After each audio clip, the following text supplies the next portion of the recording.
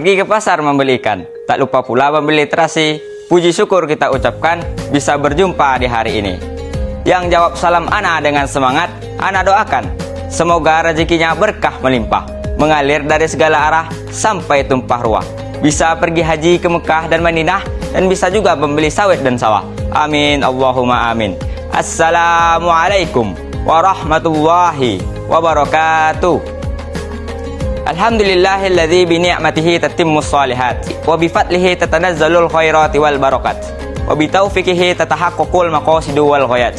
Asyhadu an la ilaha illallah wahdahu la syarika la wa asyhadu anna Muhammadan abduhu wa rasuluhu la nabiyya ba'da. Amma ba'du. Sedalam syukur setinggi puji hanya kepada Allah Sang Ilahi, Sang Penguasa alam yang abadi, yang menganugerahkan rahmatnya tanpa henti sehingga kita bisa berjumpa di hari ini. Ikan sapat di daun salam. Marilah kita berselawat dan lantunkan salam kepada Nabi junjungan alam, ya, seorang tokoh revolusioner yang merupakan the best and the best man. Beliau adalah sang kekasih Allah, berpangkat Rasulullah, bertitel Habibullah, putra dari Abdullah dan Aminah, yaitu baginda Rasulullah Muhammad Sallallahu Alaihi Wasallam. Baiklah, untuk tidak memperpanjang kata-kata mukadimah, izinkanlah ana membawakan pidato singkat yang berjudul 5 seruan kubur kepada manusia. Kaum muslimin, muslimat, rahimakumullah. Setiap yang hidup pasti akan merasakan mati. Uang yang berlipat, mobil yang mengkilat, rumah yang bertingkat, dan istri yang jumlahnya sampai 4. Semuanya tidak akan memberi manfaat kecuali amal soleh yang telah diperbuat. Dan salah satu tempat yang pasti akan menjadi tujuan akhir saat manusia menghadap Allah adalah kuburan. Salah satu hadis yang tertulis dalam kitab Daqaiqul Akbar, juga semakna dengan kitab Sunnat At-Tirmidzi, disebutkan bahwa innal kubura, sesungguhnya kuburan itu yunadikul yaum, menyeru setiap harinya, khamsa marratin, 5 kali. Akan tetapi seruan itu tidak tersampaikan ke telinga kita. Apa saja seruan kubur kepada manusia? Yang pertama, ana baitul wahdah, aku adalah rumah kesendirian. Maka jadikanlah Al-Quran sebagai teman. Bacalah Al-Quran. Sesungguhnya Al-Quran yang dibaca nanti di hari kiamat akan datang sebagai pemberi syafaat atau penolong bagi yang sering membacanya. Oleh karena itu, marilah kita sama-sama membaca Al-Quran.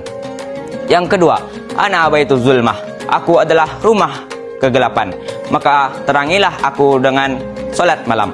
Solat malam bisa disebut juga dengan qiyamul lail, seperti solat tarawih di bulan Ramadan, solat witir, sampai solat tahajud. Ini semua yang nantinya akan menjadi lentera penerang di dalam kubur nanti. Yang ketiga, ana baitut turab, aku adalah rumah tanah. Maka bawalah alas tidur berupa amal soleh. Yang termasuk amal soleh diantaranya berbakti kepada orang tua, berinfak atau bersedekah, menyambung tali silaturahmi, hingga membuang duri di jalan. Ini semua yang disebut amal soleh, yang mana akan menjadi alas tidur kita nanti di alam kubur. Yang keempat, ana baitul afai, aku adalah rumah ular atau hewan berbisa. Maka bawalah penawar racun dengan sering mengucapkan Bismillahirrahmanirrahim untuk memulai kegiatan. Setiap perkara yang baik tidak dimulai dengan baca bismillah, maka pahalanya akan terputus. Saat ingin pakai baju, Bismillahirrahmanirrahim. Saat ingin pakai sepatu, Bismillahirrahmanirrahim. Saat ingin tidur, Bismillahirrahmanirrahim. Insya Allah, dengan sering mengucapkan Bismillahirrahmanirrahim sebanyak-banyaknya, mudah-mudahan bacaan ini bisa menjadi penawar racun bagi ular-ular yang ada di dalam kubur. Yang kelima, ana baitus su'al mungkar wa nangkir, aku adalah rumah bagi pertanyaan mungkar dan nangkir. Maka perbanyaklah bacaan kalimat tauhid la ilaha illallah Muhammadur Rasulullah. Ma'asyiral muslimin rahimakumullah. Inilah pengajian singkat yang dapat ana sampaikan pada kesempatan ini, yang mana setiap harinya kubur memanggil kita manusia sebanyak 5 kali dalam sehari. Namun Allah tidak memperdengarkan hal ini ke telinga kita. Mulai dari kubur yang menjadi rumah dari kesendirian, rumah dari kegelapan, rumah dari tanah, rumah dari hewan-hewan berbisa, dan rumah dari tempat pertanyaan-pertanyaan mungkar dan nangkir.